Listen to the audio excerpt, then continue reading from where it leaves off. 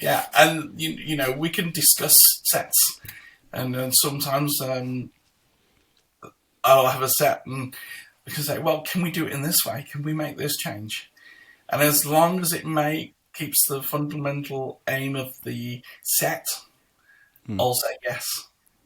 Okay. Lexi Waller last year would come to me and go, I like that, but can I do this way? And it was always, why do you want to do that? And she'd tell me, and we're like, yeah, all means, let's go ahead. Oh, I like and that. She did a fantastic job of the sets when we did that.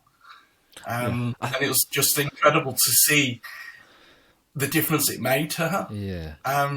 And her progress at university when she came from not really wanting to train very much to the last year where she absolutely hit all the sessions as a 6 and, you know, really got stuck in and made absolutely massive improvements. Like she got down to like 214, 212, so 200 backstroke, made massive improvements that year. It was fabulous to hear Lexi say to me, you know, I was going to stay and do another 3 months up to Christmas. And she said, I'm not doing that anymore. I'm going out to the States. I want a new challenge. To see her grow and to see her be able to go, okay, I want more now. I want the next step. I want a new challenge. And she knew she loved swimming enough to be able to do that. So she's ended up at Drew University out in Missouri.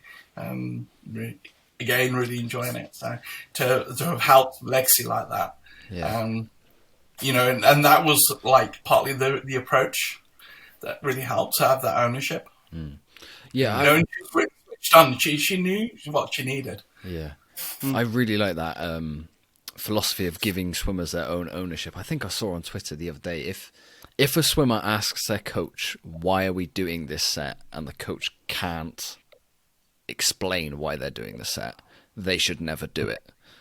But essentially what you're doing is kind of reverse slightly. So it's, you give them the set, the swimmer says, I want to alter the set. You say why, and if they can explain why and it fits, then great. I really like that philosophy. And I think both of those philosophies actually work really well within a swimming program.